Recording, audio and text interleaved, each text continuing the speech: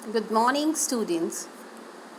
So in our today's tutorial we are going to discuss about the freely movable joints, and another name of these freely movable joints are synovial joints.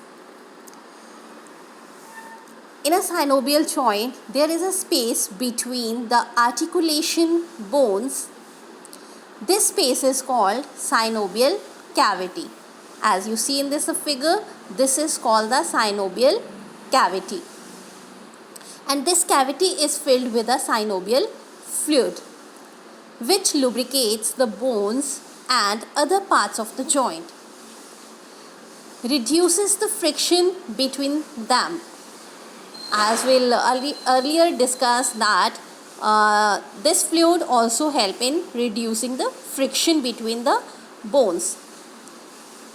The end of bones are covered with synovial cartilage.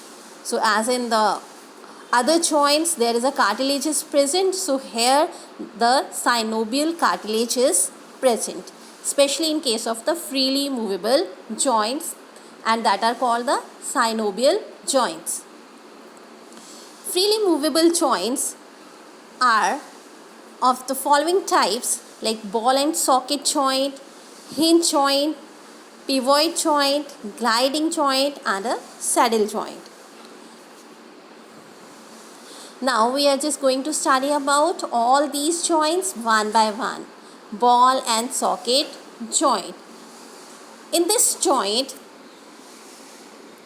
the ball-like end of the one bone is fitted into a cup-like cavity of the another bone, and this type of joint will usually found in shoulders and at a hip joint, where the leg bone is fitted over there, and in case of the shoulder where the arm bone is fitted there, that joint is called ball and socket joint.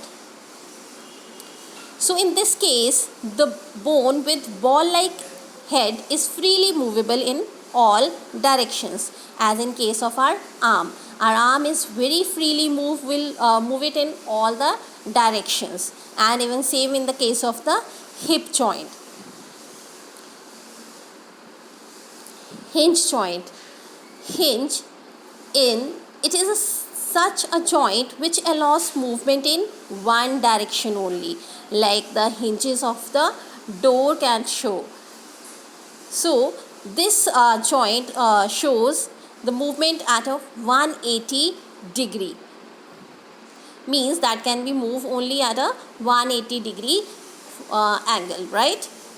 So the movement of the bone on the hinge joint is similar to that of a hinges of a door. Now the example of this hinge joint is elbow joint between the upper and the forearm, and the knee joint between the thigh and the lower leg. Pivot joint.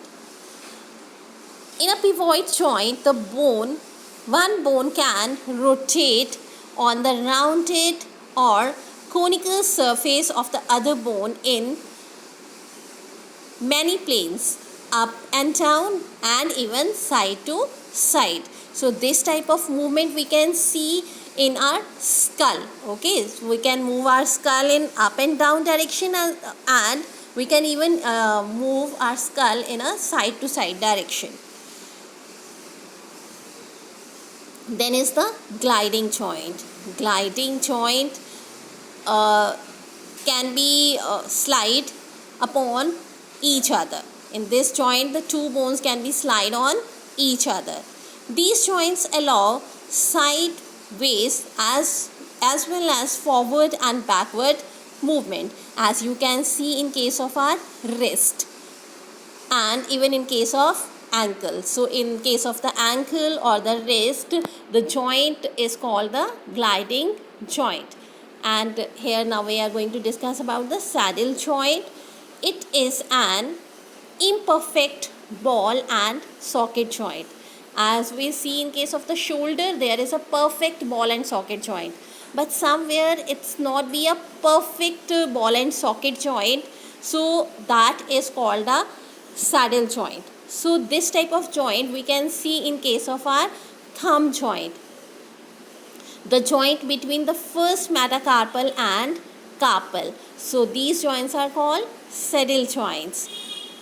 Thank you and have a nice day all.